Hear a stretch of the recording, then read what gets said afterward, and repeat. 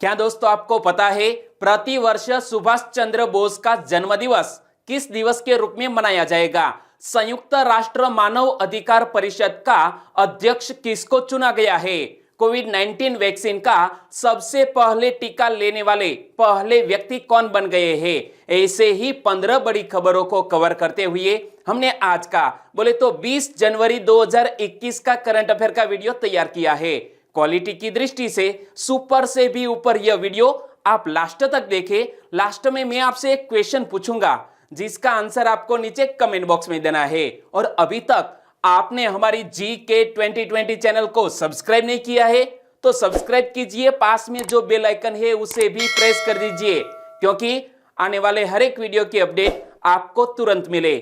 चलिए बिना वक्त गवाए हम स्टार्ट करते हैं पहले क्वेश्चन से। हर साल नेताजी सुभाष चंद्र बोस का जन्मदिवस किस दिवस के रूप में मनाया जाएगा? दोस्तों प्रति वर्ष 23 जनवरी को हमारे सुभाष चंद्र बोस का जन्मदिवस मनाया जाता है और अब से इसी साल से सुभाष बाबू का जन्मदिवस पराक्रम दिवस के रूप में मनाया जाएगा। यानी कि इस क्वेश्चन का सही आंसर है पराक्रम दिवस। महान स्वतंत्रता सेनानी और आजाद हिंद फौज के संस्थापक नेताजी सुभाष चंद्र बोस की 125वीं जयंती से पहले भारत सरकार ने बड़ा ऐलान किया है। यानी कि इस साल 2021 में हम सुभाष बाबू की 125वीं जन्म जयंती मना रहे हैं और इस अवसर पर हमारी भारत सरकार ने एक बहुत बड़ा ऐलान किया है। 23 जनवरी को नेताजी सुभाष चंद्र बोस के जन्मदिवस को पराक्रम दिवस के रूप में मनाने का फैसला किया है हमारी केंद्र सरकार ने।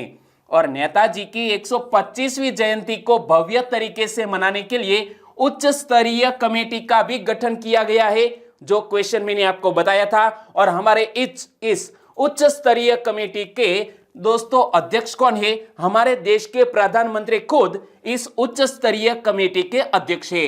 तो अध्यक्षता किसने की है? हमारे प्रधानमंत्री नरेंद्र भाई मोदी। और कमेटी के सदस्यों की संख्या कितनी है? दोस्तों 85 है और कई राज्यों के मुख्यमंत्री भी इस कमेटी में शामिल है। और जब बात करते हैं यह महत्वपूर्ण नेताजी सुभाष चंद्र बोस के बारे में तो इनसे जुड़ा हुआ एक और क्वेश्चन बन सकता है। नरेंद्र मोदी नेताजी सुभाष चंद्र बोस के 125वें जयंती समारोह की शुरुआत कहां से करेंगे? तो हमारे प्रधानमंत्री यह 125वीं जयंती के समारोह की शुरुआत करने जा रहे हैं 23 जनवरी को कोलकाता के ऐतिहासिक विक्टोरिया मेमोरियल हॉल से। कहां से? कोलकाता में यह है विक्टोरिया मेमोरियल हॉल और यहां से सुभाष चंद्र बोस की 125वीं जयंती समारोह की शुरुआत करने जा रहे हैं। और बात करते हैं सुभाष बाबू की, तो सुभाष चंद्र बोस का जन्म 23 जनवरी 1897 को ओडिशा के कटक में हुआ था और ऑल इंडिया फॉरवर्ड ब्लॉक की स्थापना 1939 में नेताजी सुभाष चंद्र बोस ने की थी। 21 अक्टूबर 1943 को सुभाष बोस ने आजाद हिंद फौज के सर्वोच्च सेनापति की हैसियत से स्वतंत्र भारत की अस्थायी सरकार बनाई थी और अंग्रेज सरकार ने हमारे सुभाष चंद्र बोस को राय बहादुर का खिताब भी दिया था। तो दोस्तों इसी तरह हर क्वेश्चन से जुड़े इंपॉर्टेंट फैक्ट मैं आपके सामने रखता हूं। हमारा यह तरीका आपको अच्छा लगता है लाइक करना मत भूलिएगा। दूसरा क्वेश्चन है आपकी स्क्रीन पर। बिहार में पहले राज्य स्तरीय पक्षी उत्सव कलरव का आयोजन कहां किया गया? बिहार राज्य में पहली बार यह कलरव नामक एक राज्य स्तरीय पक्षी उत्सव का आयोजन किया गया और वो किया गया है नागी नकटी पक्षी अभयारण्य में। यानी कि इस क्वेश्चन का सही आंसर है ऑप्शन ए। लेकिन मैंने आपके सामने जो ऑप्शन रखे हैं गौतम बुद्ध पक्षी अभयारण्य, कांवर झील पक्षी विहार और कुशेश्वर आस्थान पक्षी अभयारण्य, तो यह तीनों ही बिहार राज्य में भी स्थित है। तो यह बात भी याद रख लीजिए। और नागी नकटी पक्षी अभयारण्य बिहार के किस जिले में स्थित है? तो एक महत्वपूर्ण क्वेश्चन और बन सकता है। किस जिले में स्थित है? जमुई जिले में। और यहां मैंने आपके सामने जो इमेज रखी है वो इमेज को आप ध्यान से देखिए कि बिहार फर्स्ट बर्ड फेस्टिवल और कहां पर आयोजित किया गया है? नागी नकटी बर्ड सेंचुरी जमुई में। नाम क्या रखा गया है? कलरव। और कब आयोजित किया गया? 15 जनवरी से 17 जनवरी 2021 के दौरान। और इसका आयोजन किसने किया है? Department of environment, forest and climate changes, government of Bihar ने। क्लियर? तो 3 दिवसीय कलरव कार्यक्रम का आयोजन किस उद्देश्य से किया गया? पूरे देश के विशेषज्ञों और पक्षी प्रेमियों को आकर्षित करने के उद्देश्य से यह कलरव नामक कार्यक्रम आयोजित किया गया। और नागी नकटी पक्षी अभयारण्य की बात करें तो नागी बांध और नकटी बांध दो अलग अलग अभयारण्य है, परंतु एक दूसरे के नजदीक होने के कारण इन्हें एक ही पक्षी क्षेत्र के रूप में माना जा सकता है। और बिहार के अन्य पक्षी अभयारण्य की बात करें तो गौतम बुद्ध पक्षी अभयारण्य कहां पर है? गया में। कांवर झील पक्षी अभयारण्य कहां पर है? बेगूसराय में। और कुशेश्वर आस्थान पक्षी अभयारण्य दरभंगा जिले में स्थित है। और अब जब बात करते हैं बिहार की, तो बिहार की बेसिक इंफॉर्मेशन मैंने आपको कई बार बताई है। यदि आपको याद है तो नीचे कमेंट बॉक्स में लिख सकते हैं।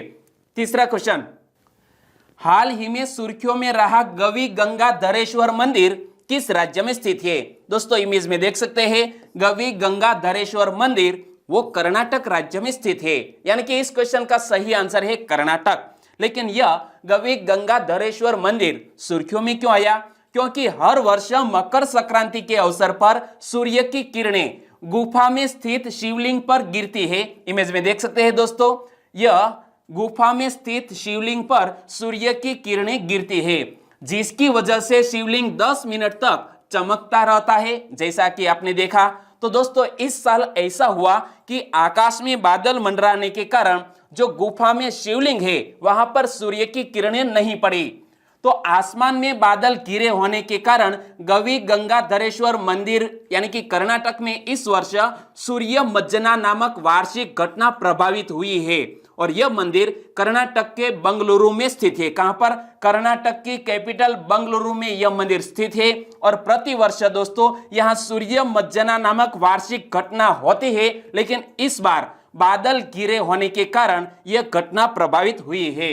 और गवी गंगाधरेश्वर नाम का मीनिंग हम समझे तो इस मंदिर का नाम इसकी स्थलाकृतिक विशेषज्ञताओं और पौराणिक कथाओं के संयोजन के आधार पर रखा गया है। गवी का मीनिंग होता है गुफा और गंगाधरेश्वर का मीनिंग क्या होता है? ऐसे भगवान जो गंगा को धारण करते हैं। और गंगा को धारण करने वाले भगवान कौन है? भगवान शिव जी। और दोस्तों जब बात करते हैं इसी मंदिर की, तो मंदिर से जुड़ा हुआ और 2 क्वेश्चन करंट अफेयर में है। गवी गंगाधरेश्वर मंदिर के वर्तमान स्वरूप का निर्माण किसने करवाया था? इमेज में आप देख सकते हैं दोस्तों, केम्पे गौड़ा प्रथम ने यह गवी गंगाधरेश्वर मंदिर का निर्माण करवाया था। और वर्ष 1537 में बंगलुरु शहर की स्थापना किसने की थी? केम्पे गौड़ा प्रथम ने। यानी कि क्वेश्चन 2 अलग अलग है, लेकिन आंसर एक ही आएगा, केम्पे गौड़ा प्रथम। और जब कर्नाटक की बात आई है, कर्नाटक का गठन कब हुआ? 1 नवंबर 1956 को। कर्नाटक की कैपिटल का नाम है बेंगलुरु। और कर्नाटक के राज्यपाल कौन है? गुजरात के वजुभाई वाला। और कर्नाटक के मुख्यमंत्री कौन है? BS येदियुरप्पा।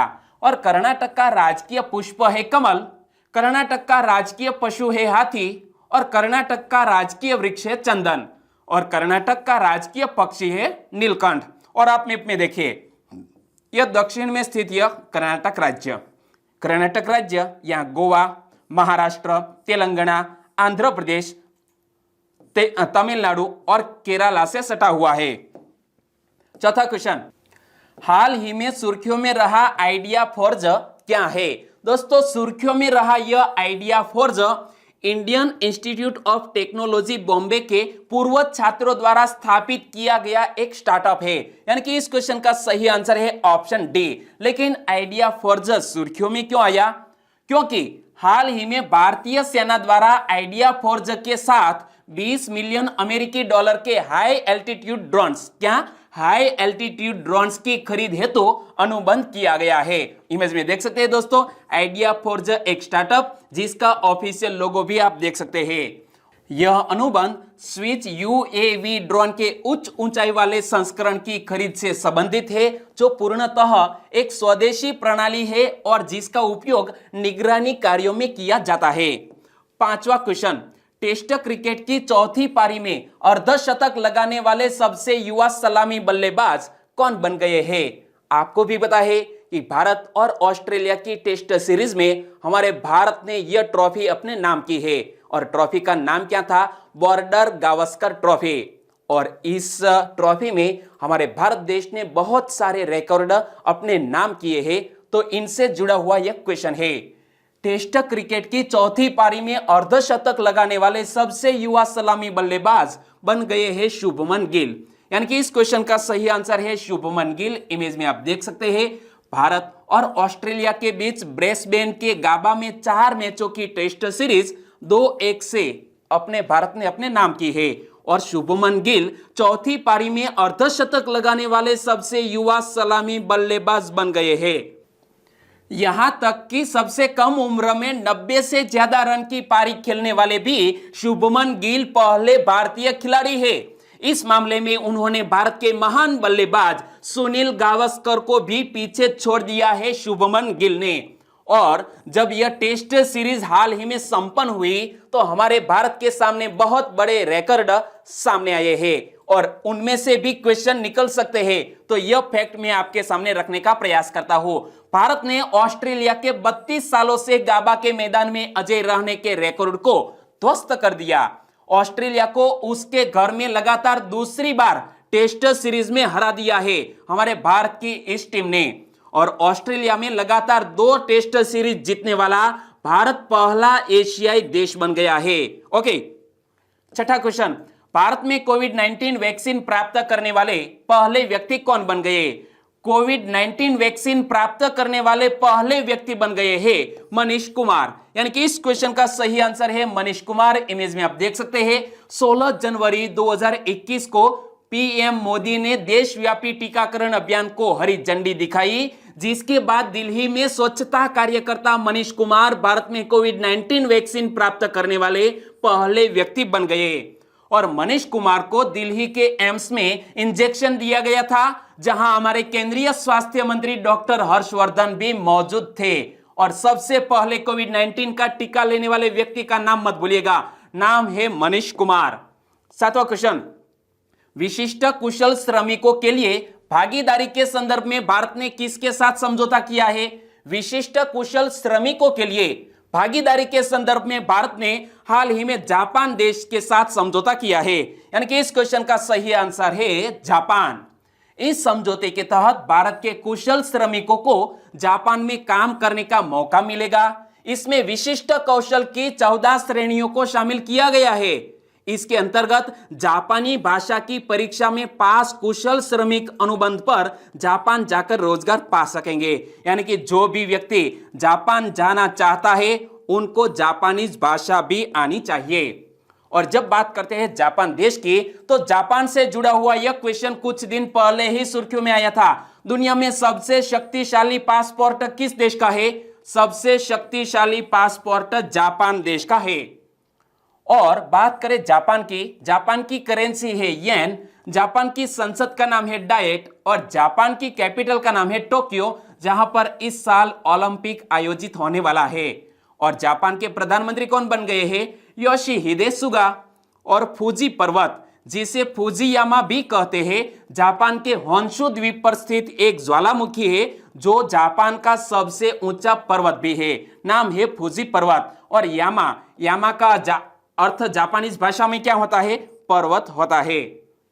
आठवां क्वेश्चन, अमेरिका ने किसको प्रमुख रणनीतिक साझेदार के रूप में नामित किया है? अमेरिका देश ने हाल ही में प्रमुख रणनीतिक साझेदार के रूप में नामित किया है यूएई और बहरीन को। यानी कि इस क्वेश्चन का सही आंसर है बी और सी दोनों। तो यह घोषणा डोनाल्ड ट्रंप से जो बिडेन के राष्ट्रपति पद के औपचारिक परिवर्तन से पहले की गई है। यानी कि जो बाइडेन, दोस्तों आज है 20 जनवरी और आज 20 जनवरी को जो बाइडेन अमेरिका के राष्ट्रपति पद की शपथ लेने वाले हैं, लेकिन उनसे एक दिन पहले ही डोनाल्ड ट्रंप ने राष्ट्रपति पद के औपचारिक परिवर्तन से पहले यह घोषणा की। और रणनीतिक भागीदारों का पद अमेरिका, बहरीन राज्य और संयुक्त अरब अमीरात के बीच मौजूदा साझेदारी को भी मजबूत करेगा।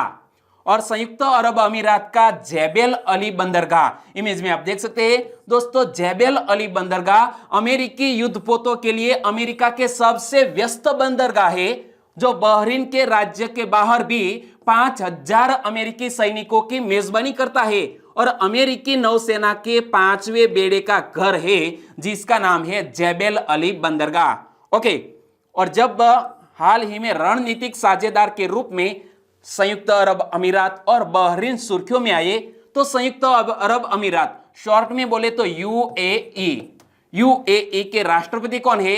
शेख खलीफा बिन जायद अल नाहयान। इमेज में आप देख सकते हैं। और यूएई की कैपिटल का नाम है अबू धाबी।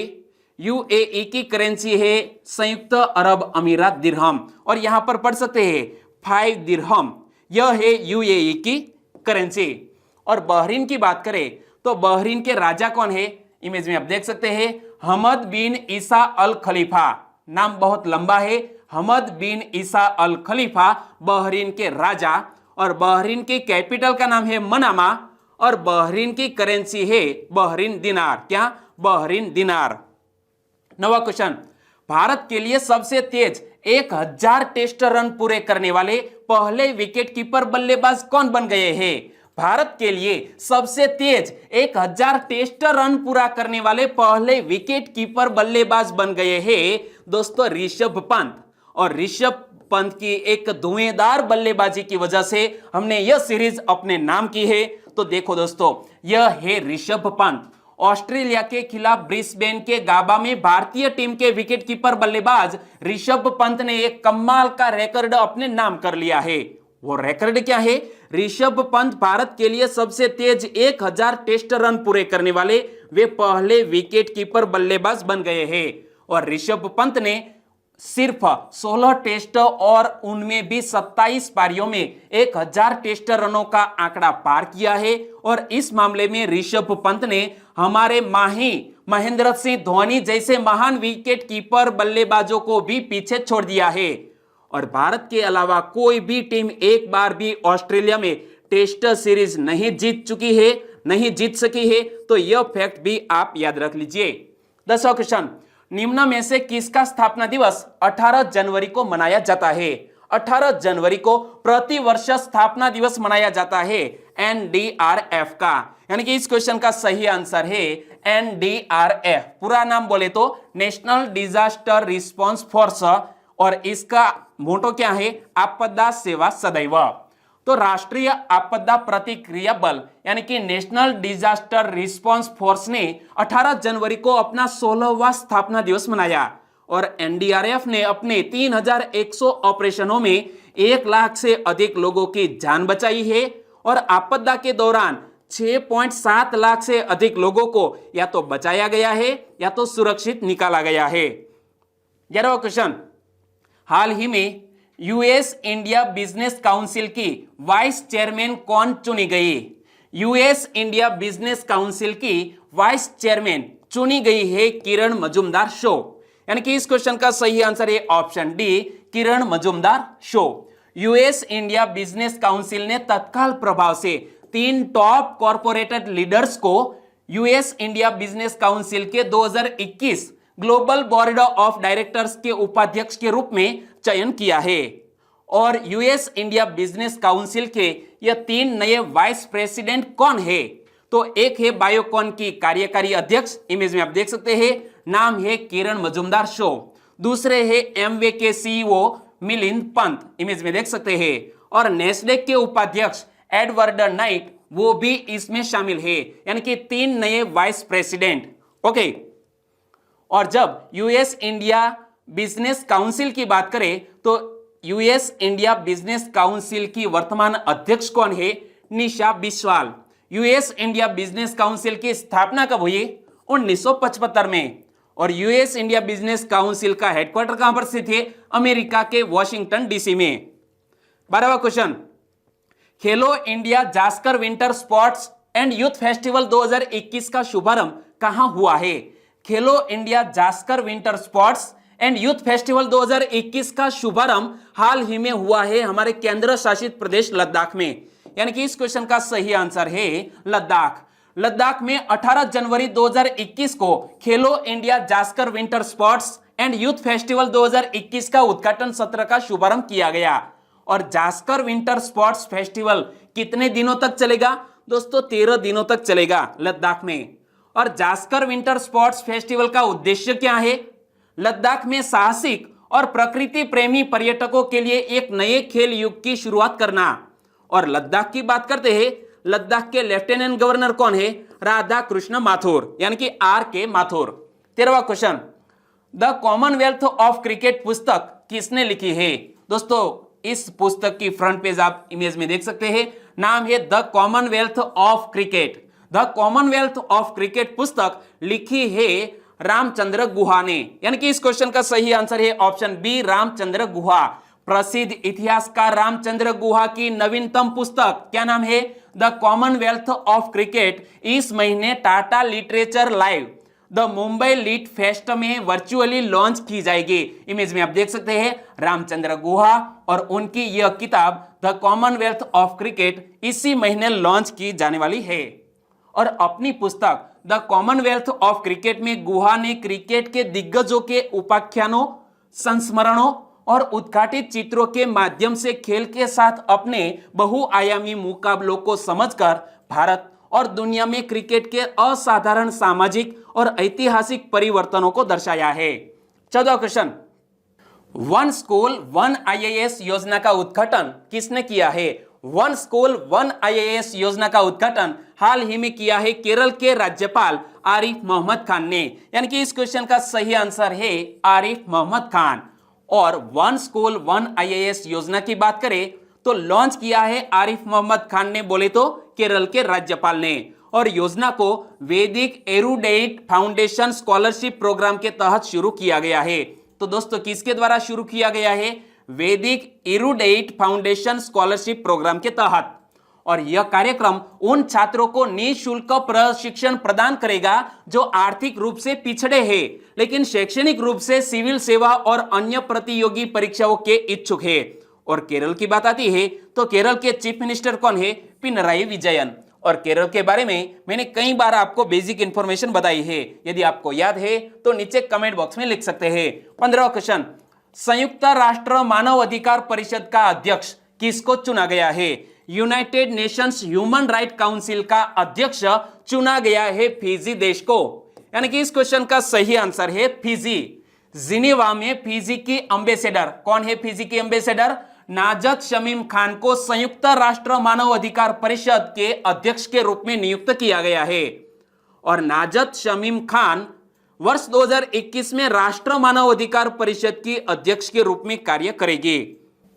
और जब बात करते हैं United Nations human right council की, यह संयुक्त राष्ट्र का एक निकाय है जो दुनिया भर में मानव अधिकारों की रक्षा के लिए काम करता है। और United Nations human right council की स्थापना कब हुई थी? वर्ष 2006 में। और इसका मुख्यालय स्विट्जरलैंड की कैपिटल जेनेवा में स्थित है। और इसमें वर्तमान में 47 सदस्य देश है। और पिछले साल अक्टूबर में पाकिस्तान फिर से United Nations human right council का सदस्य बना था और अब यह 2023 तक सदस्य बना रहेगा। और भारत की बात करें तो भारत 2021 के अंत तक इस परिषद का सदस्य बना रहेगा। और जब हाल ही में अध्यक्ष के रूप में फिजी देश की ब्रांड एम्बेसडर चुनी गई है, तो दक्षिण प्रशांत महासागर के मेलानेशिया में एक द्वीप देश है। इमेज में आप देख सकते हैं दोस्तों, यह है फिजी देश जिसकी कैपिटल का नाम है सुआ। और फिजी देश की करेंसी है फिजियन डॉलर। और फिजी देश के राष्ट्रपति कौन है? जियोजी कोनरोते। और फिजी के प्रधानमंत्री कौन है? फ्रैंक बैनिमारामा। क्या नाम है? फ्रैंक बैनिमारामा, वो फिजी देश के वर्तमान प्रधानमंत्री। और अब बात करते हैं लास्ट वीडियो के क्वेश्चन की। लास्ट वीडियो में मैंने आपसे क्वेश्चन पूछा था, निम्न में से कौन सा स्ट्रेन बर्ड फ्लू का सबसे आम स्ट्रेन है? बर्ड फ्लू का सबसे आम स्ट्रेन है H5N1, यानी कि इस क्वेश्चन का सही आंसर था ऑप्शन ए। लगभग सभी दोस्तों ने इस क्वेश्चन का सही आंसर दिया, सभी को बहुत बहुत धन्यवाद। और इस क्वेश्चन का सही आंसर देने वाले उनमें से कुछ सब्सक्राइबर फ्रेंड के नाम लेना मैं चाहूंगा। वो है दीपिका पारगे, धीरज कुमार, विवेकानंद सिंह, चुडासमा वर्षा, अभिषेक राठौर, शैलेश ठाकुर, फैजन राजा कुरैशी, फैजन राजा कुरैशी, राधा गोस्वामी, शैलेश कुमार तबियाड़, इन सभी दोस्तों ने इस क्वेश्चन का सही आंसर दिया। करण प्रजापति, परमार शैलेश जे, नीलम पटेल, करण सथवारा, बारिया सांकेत, महेंद्र चौधरी, हितेश पारगे, केतन भाई ठाकुर, राठौर पारुल, प्रहलाद फतेपरा और भी 3 सब्सक्राइबर फ्रेंड है, रंजना कुमारी, वर्माज इंग्लिश क्लासेस, प्रवल प्रताप। इन सभी दोस्तों को सही आंसर देने के लिए बहुत बहुत धन्यवाद। और आज के वीडियो का क्वेश्चन ए रहा स्क्रीन पर। ग्रेट प्रॉफिट 15 नामक युद्धाभ्यास किसने आयोजित किया? ग्रेट प्रॉफिट 15 नामक युद्धाभ्यास किसने आयोजित किया? सही ऑप्शन चुनिए और आंसर दीजिए नीचे कमेंट बॉक्स में। और वाकई में वीडियो आपको अच्छा लगता है, हेल्पफुल लगता है, हमारे फैक्ट अच्छे लगता है तो वीडियो को लाइक कीजिए और आपके दोस्तों को फेसबुक, व्हाट्सएप या टेलीग्राम के जरिए इस वीडियो की लिंक शेयर करना मत भूलिएगा। बस छोटी सी उम्मीद के साथ वीडियो खत्म करते हैं, फिर मिलेंगे नए करंट अफेयर वीडियो के साथ। तब तक के लिए टेक केयर एंड जय हिंद।